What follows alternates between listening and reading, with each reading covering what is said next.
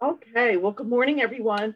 I'm Mary Preenon. I'm the Director of Communications for the Hudson Gateway Association of Realtors. Thank you so much for joining us today for another Zoom Breakfast with Benefits. We have a great presentation today. Let's talk flood insurance, and we're going to learn about all the changes to the FEMA program and just what you need to know for yourself and for your clients. And I'd like to introduce our guests today, Joanne Murray and Neil Bush of Allen Block Insurance. Allen Block is located in Tarrytown, New York, and they are going to walk you through this. And then if you could hold your questions until the end, we can put them in the chat.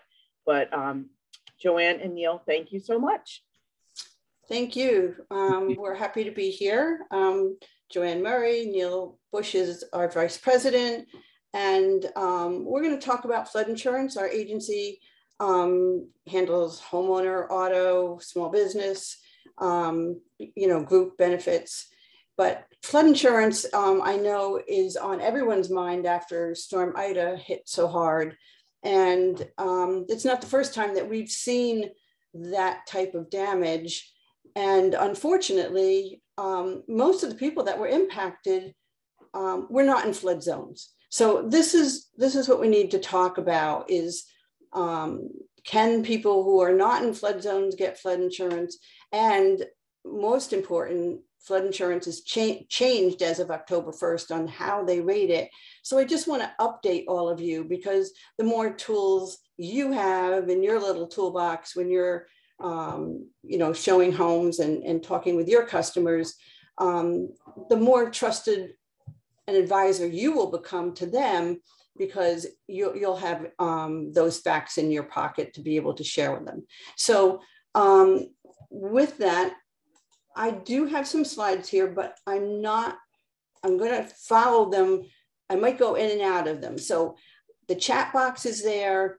As you think of a question, put it in there. We want to answer all your questions. We've done a couple others of these, and we find that a lot of you have a lot of questions, and that's really important for us to answer those questions. If we don't get to all of them, we'll definitely answer them afterwards. So, please go to the chat box with your questions. So I guess the first thing is, who needs flood insurance? And honestly, everyone needs flood insurance. If I had my wish come true, it would be that the homeowner product would just include flood insurance. Just spread the risk among all the companies, everyone, and then it wouldn't be so expensive for some. And yeah, there's people who probably would never need it, but there are people who don't need fire insurance. There are people who don't need theft insurance. And that's what the homeowner product does. So I really hope that some point in the future, and I know it gets on the table every once in a while, that the flood insurance just gets incorporated and everyone has to buy it. So yes, flood insurance is available even if you're not in a flood zone. And I'm sure you've all, had a lot of conversation about the climate change and what's leading to flooding. And a lot of it is the change in topography. You think about all the building that goes on. You think about neighbors putting in pools during the pandemic because they didn't have anywhere to go. So they put in pools. Now that changed the flow of water when it rains. There are a lot of issues that lead to flooding that we don't think of. We just think of, rain, ocean, storm surge, those type of things. But it can be right in your own backyard just because somebody put a new curb in, put in a new patio, and all of a sudden the water's going in a different way. So yes, I believe everyone should buy flood insurance. The question is it affordable for everyone? And yes, even though, now under the new program, you're going to see that flood zones are not important in rating, but that doesn't mean they're not important when you're getting a loan. A mortgage company is going to look up the flood zone and they're going to say you need flood insurance or you don't need flood insurance. So we have variables. I don't know. Let's talk about the variables. Neil, do you want to talk about the variables a little bit? Sure. And you know, this is FEMA's new way of rating, is that they're not using flood zones. They have their variables in the background, and that's how they're going to determine the rate. And I find it, I just keep saying it's not transparent. We can have two homes next to each other. They're both in X zones, and one's paying $2,100 and one's paying $499. So it's really a challenge for us now for rating the policies. But Neil, do you want to talk about that? Yes, so flood zones still are, as Joanne said, are used by the bank. So if you ever want to check a property to see if they will require, if flood insurance will be required as part of the mortgage, please send us the address, email it, we can still get it for you. But as far as getting quotes now, we need a lot more information. It used to be, you know, they wanted to know if there was a basement, no basement, whether it was up on pilings or elevated. Elevation certificates came in, but that's no longer true. The rating variables now is they ask about the foundation type, which they used to do. They ask about the construction type, whether it's frame or masonry. They want to know the number of floors in the building as well, because the more, generally speaking, the more floors above the lowest level, sometimes the cheaper the rate. They want to know the square footage. Obviously, if it's a bigger house, it's going to cost a little more to insure than a smaller house. They want to know the year built, because the flood insurance program started back in 1979. They want to know if it was built prior to that date or after, because if it was built after that date, it was built to FEMA specifications, whereas before that date, unless it's been significantly updated, it may not be and may be more prone to flooding. They want to know the occupancy, whether it's a primary, secondary, and I'll include this as well because I had a question on it yesterday. They also want to know if it's a rental property and know the number of families that are in the building. If it's up to 4 families, it gets rated as a residential home. Anything over 5 goes into the commercial program. They also look at distance to a flooding source. That may not always be visible. You think of Long Island Sound, you think of the Hudson River, but many of the communities have rivers, streams, or even underground sources of water that FEMA is aware of that gets put into this formula for them. They also ask the cost to rebuild, and that's also a good reason to have the flood insurance dovetail with the homeowners, because you want to have an inspection either from a bank or an insurance company to determine what the approximate rebuilding cost is. The other is where the service equipment is located. And in many cases, that's indicated on an elevation certificate, but guess what?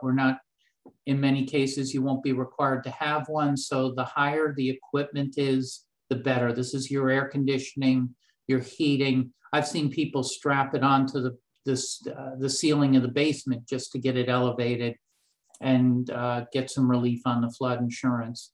They also will come up with a first floor height and also prior claims. Many of this information is done behind the scenes. So when you give us the address, normally FEMA can pick this up and include it into the whole algorithm that they're using to come up with your rate. If they can't locate the address, then the next step is we have to go onto Google and get the actual longitude and latitude of the building and put it into the program. And that's how they determine, based on a lot of information that they have in the background, to determine how the rate is calculated. So all those things are going into the rating now, where it used to be address, basement or not, and elevation. Now they're using a lot more variables. So as Joanne mentioned, you could have homes next door to each other that are almost similar in size, but one may be paying less than the other just based on certain characteristics that are rated behind the scenes. So, as Neil said, these are, these are the variables that are behind the scenes. So we don't know what FEMA has decided on a piece of property. And when I get the rate, that's when I know that there's probably something there that's in an indication that there's a water source. Because yesterday I did one for a home in Tarrytown that was $2,100 and not in a flood zone. And then I did another one in Carmel that was $499. And both of them had basements. And so it just must have been, there must be a water source in Tarrytown that's an underground stream that we don't know of. So when I say, yes, everyone should have flood insurance, this is why, because when your customer has flooding after you've closed on that house, you know what? They're going to call you and they're going to say, wow, my house, my basement's flooded. And, it's a good conversation with the customer. You're going to say, listen, do you have to buy it? No. Am I indicating that you're going to have a problem? No.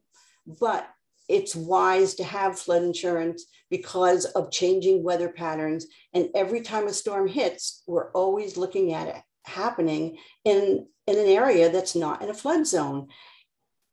Most of the homes that we have that are in flood zones were not even impacted by this storm. It was really interesting to see the number of claims that we had in ex-flood zones this time.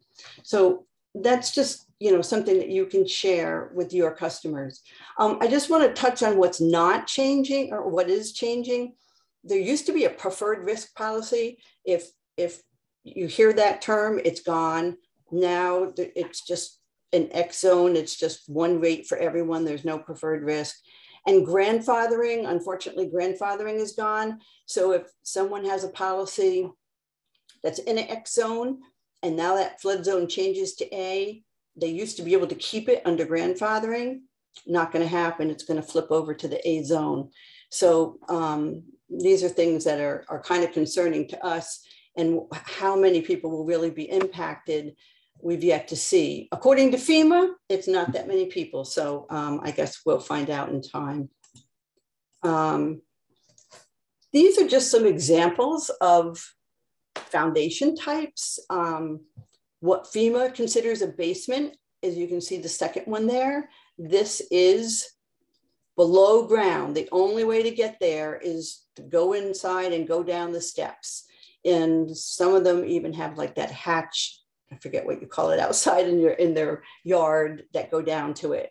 But that is a basement. If it is, I'm just going to go to this one here. If it looks more like this one here, they call that elevated with an enclosure. That means that there's maybe sliding glass doors here. They can walk out onto a patio. Maybe it walks into a garage and you go out through the garage. That is not considered a basement. So for our rating purpose, for most of what we do here for homes, it's a slab, it's a basement, or it's the elevated with enclosure. That's basically what we see around here. Although on the coast, we do have a lot of elevated ones. So that basement area, that is a problem. We have a lot of older homes in this area. We have a lot of homes where the basement is below ground on all four sides. And when those homes when they want to buy flood insurance, FEMA only covers the utility items, the sump pump, the oil tanks, the furnaces, the hot water heaters, and the washer, dryer, food freezers. That's it. That's all they're covering in the basement. And cleanup. That's a lie. Like I've had people say to me, oh, I don't want flood insurance because my basement's below ground and FEMA's not covering it. But the biggest expense is your heating equipment, your service equipment, cleaning it up. and maybe your washer dryer. Yeah, if you have, if you have finished special painting and put in wood floors or any type of floors, and you put a little kitchen down there or a bathroom, that's not going to be covered. But it does cover the major things so that you can get your home back up and running again. Basement finishing, what's not covered is the finishing that I just said. So just be aware of the fact that FEMA will not cover the finished basement. There are private insurance companies now, more and more of them are available, and the private is covering the finished basement. The problem in New York is we don't have access to as many private companies as other states do. So we are concerned about that. We're hoping that some of the products that we're using in other states, because we're licensed in 35 states, so we are using the private flood products in other states because they do cover finished basements. So we're hoping to see more of that in New York State, but it's worth asking. Neil, do you want to talk about like the Chubbs and the AIGs and their private? Yes, some of the larger homes that would qualify for a company like a Chubb or AIG, Cincinnati, just to name a few, a handful of companies have their own private flood offerings. They offer it to homes that are in lower risk zones. They're not gonna have it for the A or the V. However, you can add primary flood insurance to these policies or buy it through their provider at a much lower cost with a much broader contract, which will cover things in a finished basement. In areas that are of high risk, some of the carriers will have you buy a FEMA product up to the maximum limits and then provide an endorsement which will then pick up what FEMA does not. And that, again, is based on qualifications and characteristics of the home, but it can be added. And if you're in an area where you're concerned, you can satisfy the bank requirement with a primary flood policy and then have the peace of mind on top of that to endorse the policy to cover the things you have in a finished basement, your rugs, your furniture, your pool tables, TVs, things like that. Again, that's only a handful of companies that do that. Being an independent agent, we're able to at least research these companies to see if these homes will qualify. When we start. Actually saw it's blinking and then I turn and then it's like that. I don't know if it's gonna, but there is hold on. Okay, so I guess we'll talk about. 1 second, please. Whoever is speaking, can you please mute yourself?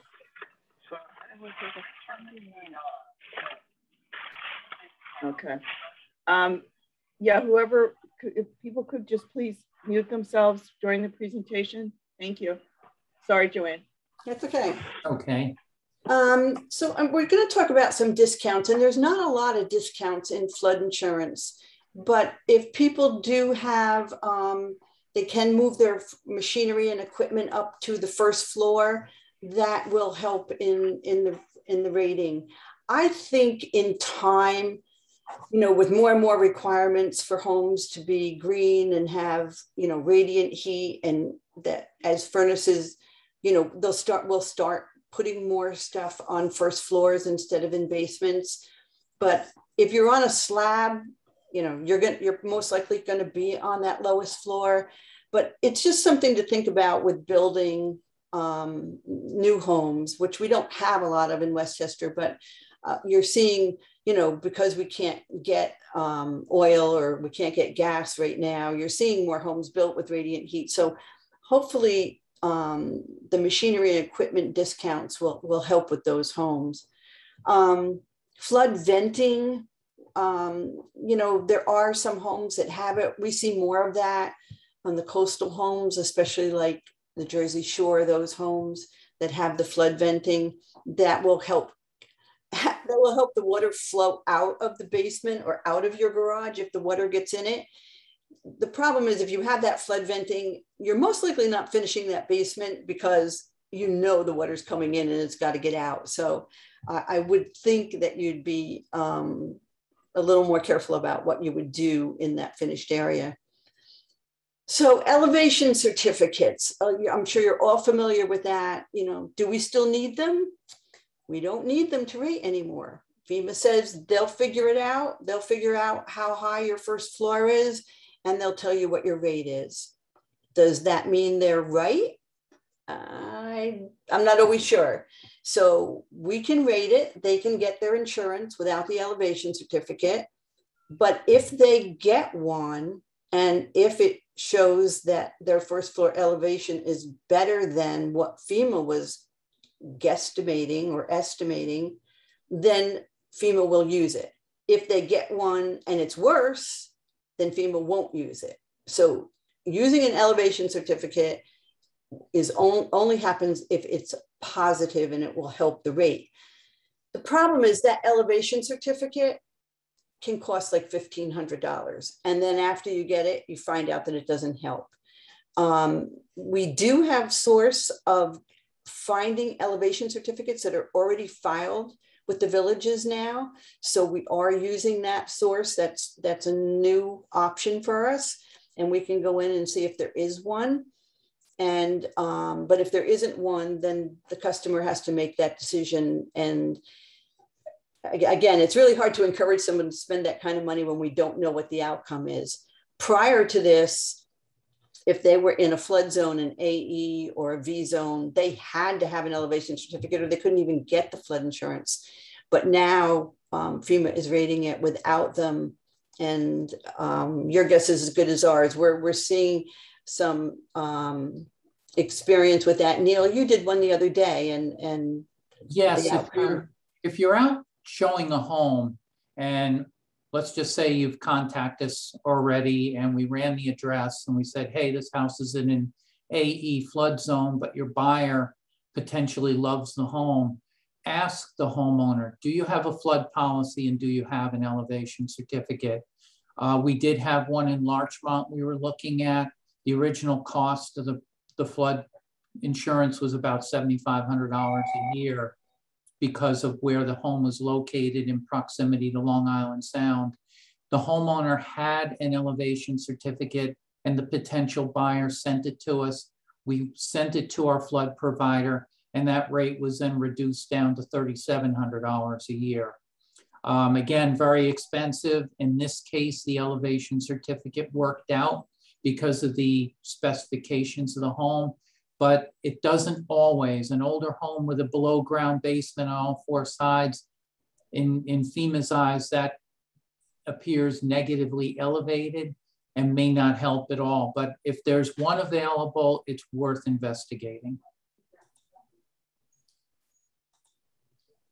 Okay, so we've talked a lot about the flood insurance and what the changes are, but there is coverage under a homeowner policy for water backup. And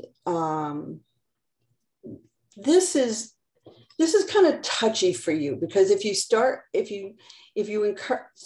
bring it up with your customer, you don't want to be in a position where you're implying that there might be a water problem. So, you know, how do you say to your customer, make sure your homeowner policy has adequate water backup coverage, make sure, you know, encourage them to buy a flood policy, even if they're not in a flood zone, and not sound like there might be something wrong with this home. And I think that's a challenge for all of us, but especially for you.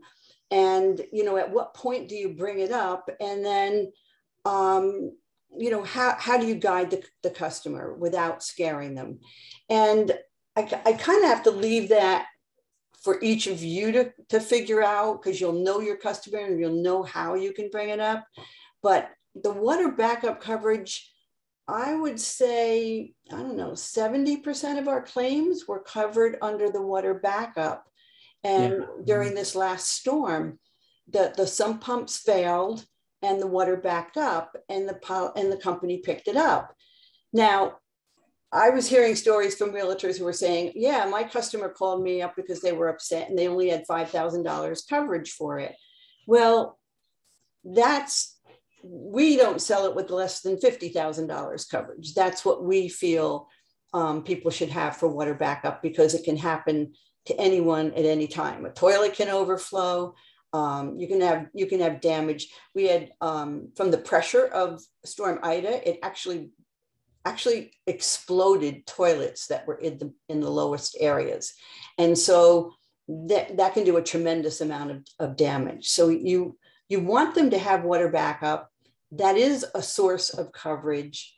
It's something that, if you're talking about homeowner insurance to your customer, or you're talking about insurance, remind them that their homeowner insurance is covering their most important investment. Research it, make sure that they have the coverage that they need. And the advantage of an independent agent is that we can shop it through different companies. And if you go to a direct writer, then that's the only company they have. And if they only offer 5,000 backup, that's all they're going to be able to get. So, Neil, did you want to touch on this at all? Did you? Yeah, the water backup coverage is very, very important. It's something, and just to kind of take the pressure off everyone, we include it in all our quotes. Right. It's not a substitute for flood insurance. However, it's a good complementary product to include on a homeowner policy. It's not automatic on most policies, so it has to be endorsed on. We include, as I mentioned, we include it on every quote.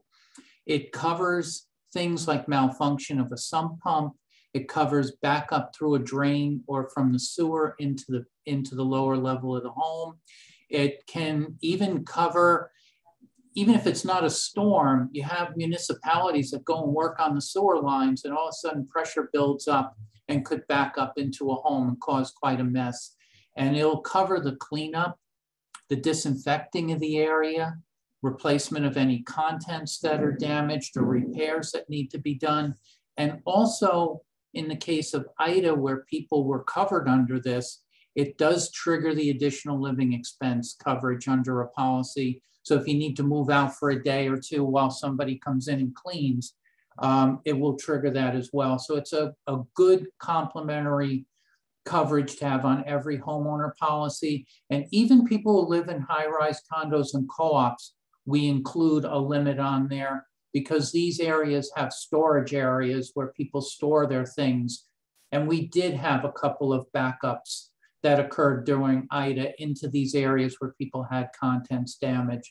So it's a very good coverage. And as Joanne mentioned, we did have some claims where people didn't have flood and were able, I don't want to imply that it's covered every time, but certain circumstances happened where this was able to kick in and cover some of the things they had in the basement or some of the damages they had. And as Neil said, it's not a substitute for flood insurance. $50,000, we had claims from water backup from sump pumps failing that in some of the luxury homes were $160,000, $180,000. Fortunately, they were with companies that had uncapped water backup. And so they were able to capture all of that damage under it. But in the average home, the middle market type of home, you're going to have a cap on the water backup. But again, something that you might want to mention to your customers when they're looking for insurance. So one more thing that one of the agents had brought up to me that we just wanted to talk about, that not in here, and that is clue reports. It's a buzzword that I think some of you are hearing. A clue report is what we use when we're rating a homeowner policy. It's what insurance companies, it's their Bible. It tells them if there were any prior claims on that home. And so that question is coming up to a lot of you now, where your customers are saying, did this house have any damage in the past? We can't answer that without rating it. We can't access the clue reports without rating the policy. But if your customer is willing to give us a call and share their name and date of birth and the address of the home, we can start the quote and we can access the clue report. And then you can find out what the prior, if there were any prior claims, because the clue report will tell you. So just wanted to touch on that because some of you have asked about it and I've gotten a few calls, but we can't access it unless the customer is willing to share that information with us. So I guess what we'll do is we'll, I'm going to stop sharing here and then we can go to questions that in the chat box and start with some of those. Do you want me to read them for you, Joanne? Or I don't know. Sure. Yeah, in order. Just going back up to the top, starting with the top, someone is asking about tornado insurance, given what occurred in Long Island this past week. Tornado is wind. We don't have any exclusions for wind in New York State. There are exclusions in Florida, but there are no exclusions in most states. So yes, the tornado, any tornado damage would be covered. Okay. Rosemary is asking, in a commercial building, if Con Ed and the local jurisdiction requires that you move all electric panels out of the basement to a higher level, does flood insurance cover this for reimbursement? No, FEMA is not going to cover that. And, it's not just that, moving that, but they will give credits after they do move it, but they're not giving any subsidies to encourage you to move it. There might be grants that you can get to do that through FEMA. So that is something to look into because I've heard that there is some grant money to encourage people who are in flood zones to move the equipment. So, definitely something to look into. Deanna is asking about the approximate, I guess the cost would depend on the size of the house. She said she was quoted $400 a year. Is it likely to remain in this price range? This is for flood insurance. The renewals don't start. It doesn't start impacting the renewals until April, and we're all kind of on pins and needles to see what that impact is. The grandfathering is going away, but that doesn't mean, if you're grandfathered and you're actually in an A zone and you're being rated as an X zone right now, you probably will see that go away.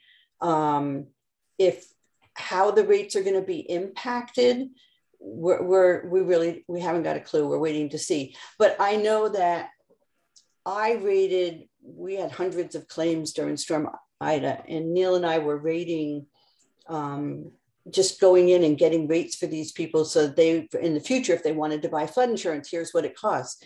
We were amazed. It was all over the place. FEMA is actually using this longitude and latitude and coming up with, the risk for the property. So we had quotes as low as $499 and quotes as low as $2,200, and all in non-flood zones. So my easy answer would be, yeah, I think you're going to see a change. So prepare yourself. Do I have a clue what kind of a change? I guess if you wanted to contact me separately, I could put it in the system and just to see what it looks like. And let you know. Okay. This question may be more directed toward our MLS. It says, are the flood maps on our MLS systems accurate? Someone's saying that they looked at a property. It was said that it was in a flood zone, but that they checked with insurance and said it didn't require flood insurance. So, I mean, I would say if it's on our MLS, realtors put that in. So it all depends who put it in and if the information is accurate when they put it in. So we're talking about the maps in the MLS system? MLS. Is that what we're talking about? Yeah. Well, maybe it's, I don't know. Well, I mean, we use, we have a source for giving us the flood zones, and we usually will provide the realtor with a certificate it says it's in a flood zone. I've never, in all the years I've been doing that, I've never had a bank come back and say, oh, no, you're wrong and you have to have flood insurance. So we've always been open with all of you to say, call us. It's no charge. We'll run the flood zone. We'll send you the certificate, and you'll have whatever you looked at on the map plus what we have. But usually the concern is if they are in a flood zone, that the bank is going to require flood insurance. So we're more than happy to run those flood zones for you. Okay. Robin is asking, are homeowners required to disclose at closing if there is an elevation certificate, or is that something they can pay $500 to not disclose? That's a real estate question. Yeah, I don't think that's a question. All we can do is tell you what the zone is and what the rate would be. And I guess it's between the two parties to come up with something on that. I would think if they're at a closing and there's a mortgage, everything's going to be on the table, that flood insurance is going to be required, and the zone has already been predetermined. Here's a question about commercial. Does commercial insurance cover a leak in water lines for fire to the building? Is this a commercial building or a personal? I'm guessing it's commercial. It says commercial insurance. I mean, service line coverage is new. Most of the insurance companies are starting to offer it now. I definitely, we always mention it to everyone when we're selling a policy, but there are situations where we show the person what the cost of insurance is with a company that doesn't have service line or equipment breakdown, and then we show them what the cost of insurance is with it. And for example, Travelers doesn't offer it yet, but MetLife only offers service line, not equipment breakdown. Utica National or Hanover will offer both. So we give them a chart and then it's up to them. If the cost of going with a company that offers service line and equipment breakdown is a few $100s, most will take it. If it's $1,000, a lot of them will be like, okay, maybe I'll take the company who doesn't offer that. Neil and I believe that in 2022, you'll see almost every company offering it. But right now it's, I don't know, the majority, right? Neil, have it? Yeah, more and more every year. More and more. Yeah. Yeah. So service line is a real problem because our infrastructure is so old and we're seeing more and more of those claims come in. Someone's saying they have a house, currently have a house that's located in a flood area. My client does not have flood insurance and does not have flooding issue. If the next homeowner applies for the mortgage, is it automatically assuming they will need flood insurance? And she's saying, to my knowledge, there's no elevation certificate on the property.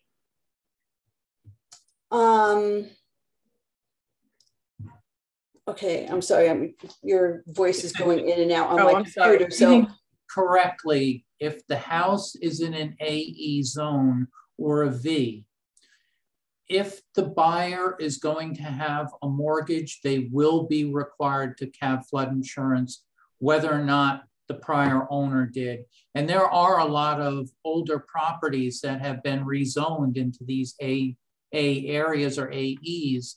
And because they paid off their mortgage before the zone change, they didn't have flood insurance or didn't even know they needed it.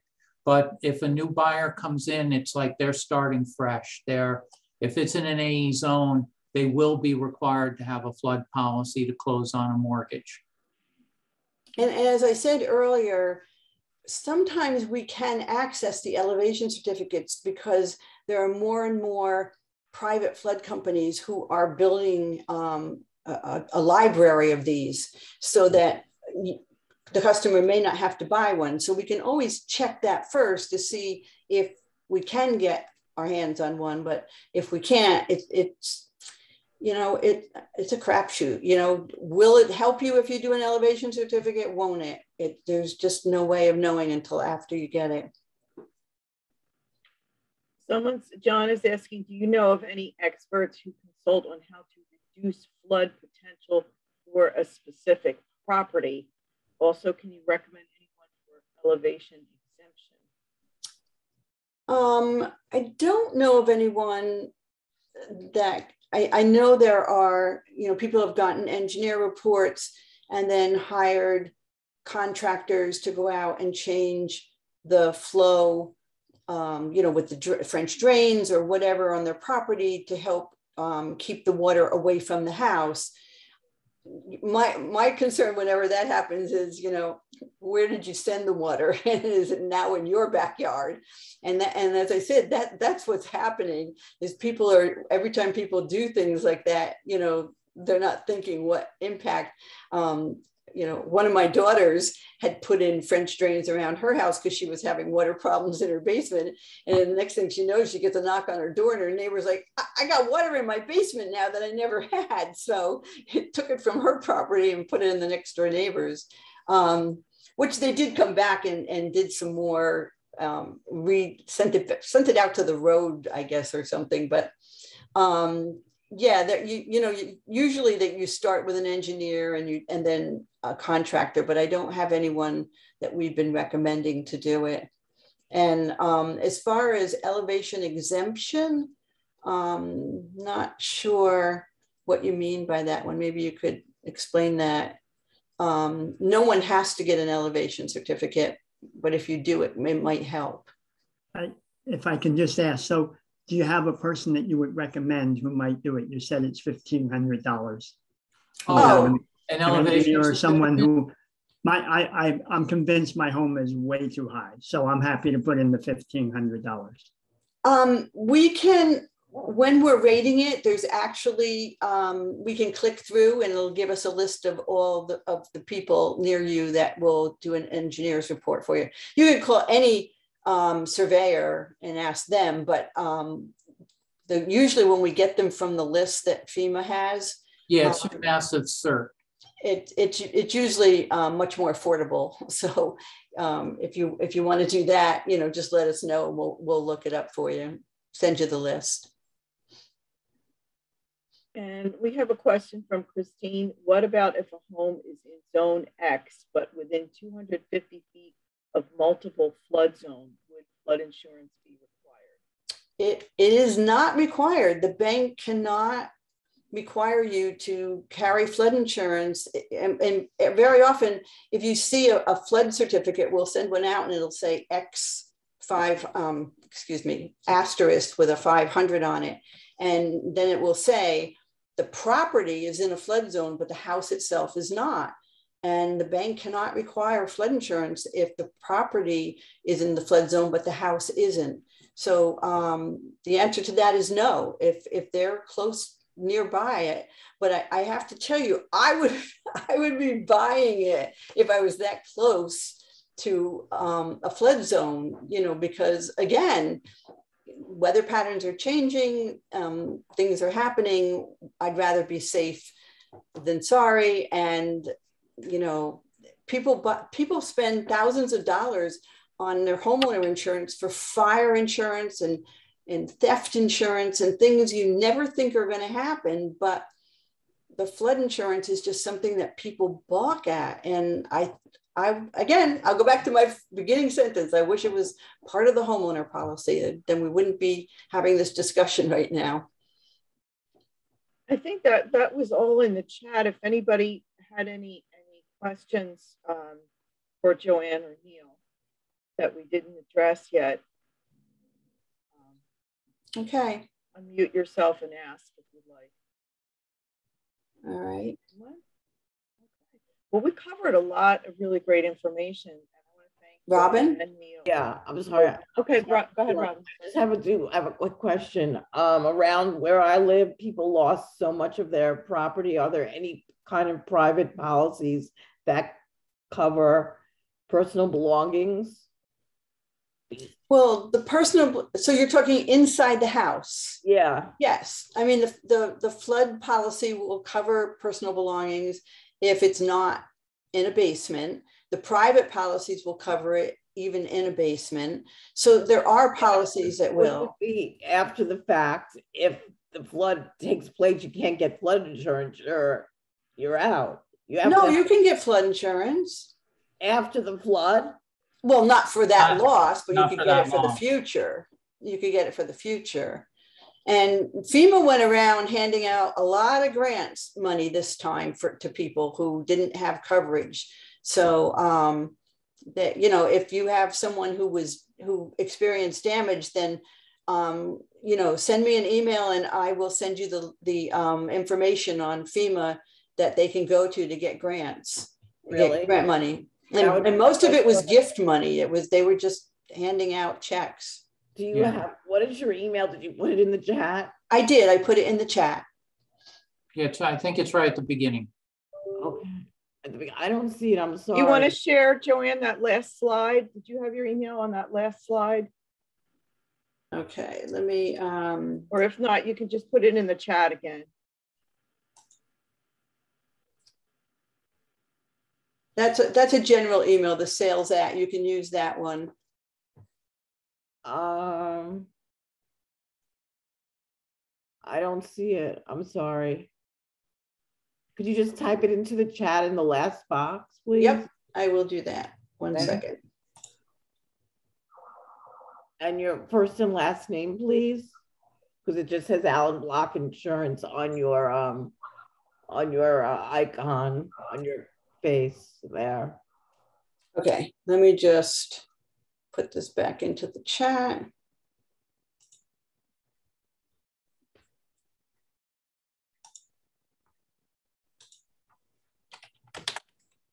And if anyone missed anything, you can always email me as well. And we will be recording this, and we should have it ready for you this afternoon or tomorrow morning. But in the meantime, you can always reach out to me as well and ask me, you know, for any information. So your name is Diane Capone? No, that's somebody else put that in. Somebody else.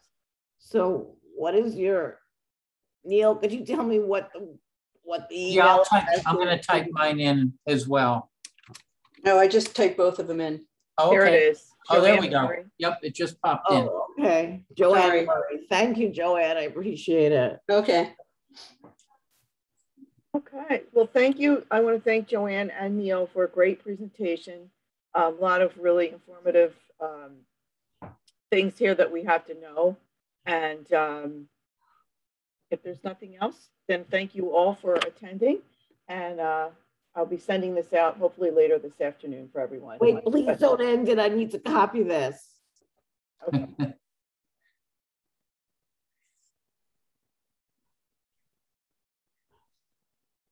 And if anyone thinks of anything, other questions, please don't hesitate to contact us. We're here to help you make the sale, and you know, gladly pick our brains whenever you need to. What is this number? 914-703-314-646. What is that? That's not a real That's number. my number. That's my phone number.